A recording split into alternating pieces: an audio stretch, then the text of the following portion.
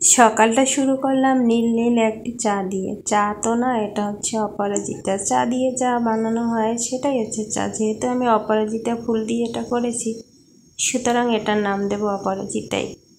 তো সুন্দর একটা মিষ্টি সকালে সবাইকে স্বাগতম। আশা করি সবাই খুব ভালো আছেন। আমিও আলহামদুলিল্লাহ ভালো আছি। স্বাগত জানাচ্ছি একটা নতুন ভিডিওতে।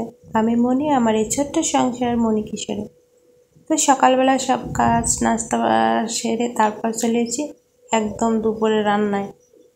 আজকে রান্না করব, প্রথমে বসিয়ে দিয়েছি লাউয়ের খোসা ভাজি।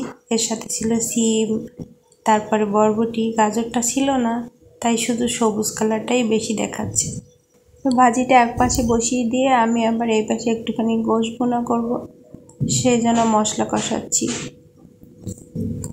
বর্তমানে আমার দিনগুলো এতটাই ব্যস্ত, দুই ছেলে মেয়ের পরীক্ষা শুরু হয়ে গেছে, আর দুইজনের স্কুল দুই দিকে একই টাইমে পরীক্ষা ছিল। বলছে আমার সাথে যেতে হবে, আর মেয়ে তো যেতে হবেই তার সাথে অবশ্যই।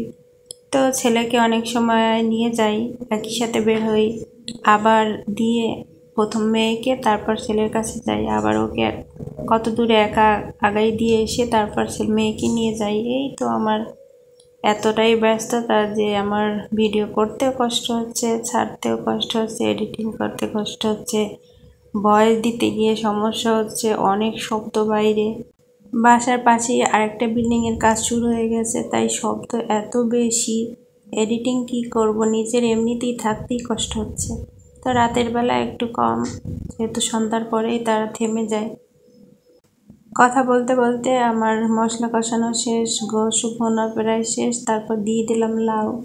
আজকে গোশটা ভুনা করেছি লাউ দিয়ে, আর এই লাউ দিয়ে গোশ ভুনাটা ভালোই লাগে আমার কাছে খেতে। ছেলে মেয়ে অবশ্য সবজি দিলে খেতে চায় না, কিন্তু সবজিও তো খেতে হবে, আর বেশ কিছু আলাদা আলাদা করে রান্না করার টাইমও হয় না, যেহেতু বাইরে অনেকবার যেতে হয়। আর একা একা এগুলো করতে করতে সত্যি খুব ক্লান্ত লাগে মাঝে মাঝে, যেহেতু বাসার সব কাজ আমার একা করতে হয়। আপনাদের ভাইয়া বাসায় থাকে না, আসলেও রাতে আসে, তো সারাদিনের কাজকর্ম একাই করতে হয় আমার। রান্না শেষ করে আবার একটু কাজ করলাম, সেলাই মেশিনে বসাই হয় না, তো এটা একটু ইচ্ছে করলো তাই করলাম। অনেক কাজ জমা হয়ে আছে।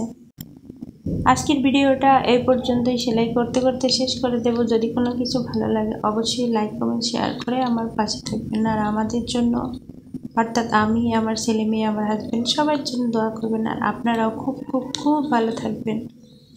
দেখা হবে নতুন একটা ভিডিওতে, সেই পর্যন্ত সবাই ভালো থাকবেন। আল্লাহ হাফেজ।